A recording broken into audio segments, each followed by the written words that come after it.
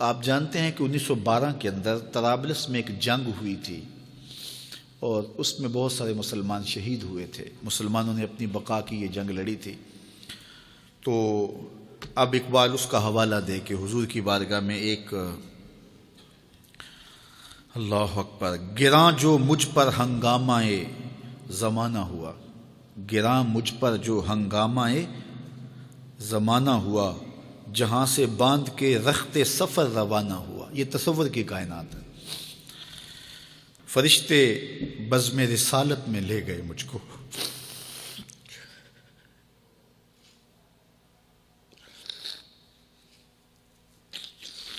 وہ کہتے ہیں کہ میں تصور ہی میں جب اس دنیا کے ہنگاموں سے اکتا گیا تو میں نے رخت سفر باندھ لیا۔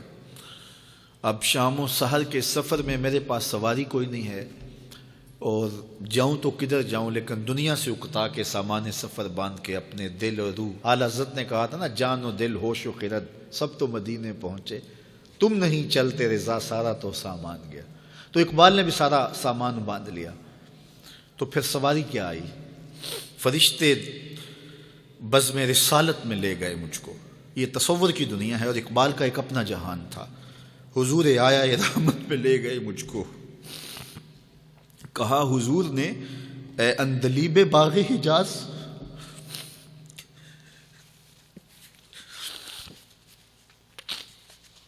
کہا حضور نے اے اندلیب باغ حجاز، کلی کلی ہے تیری گرمی نواز گداز، ہمیشہ سرخوش جام ولا ہے دل تیرا، فتادگی ہے تیری غیرت سجود و نیاز، نکل کے باغ جہاں سے رنگ بو آیا، نکل کر باغ جہاں سے رنگ بو آیا، ہمارے واسطے کیا تحفہ لے کے تو آیا۔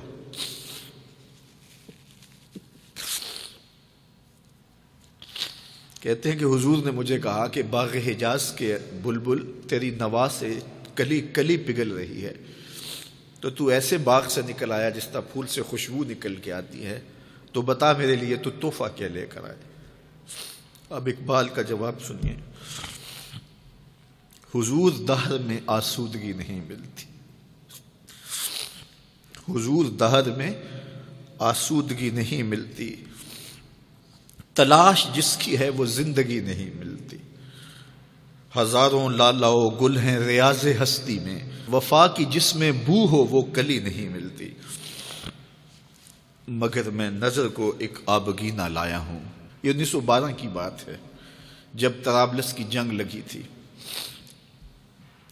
مگر میں نظر کو ایک آبگینہ لایا ہوں، جو چیز اس میں ہے جنت میں بھی نہیں ملتی، جھلکتی ہے تیری امت کی آبرو اس میں، طرابلس کے شہیدوں کا ہے لہو اس میں۔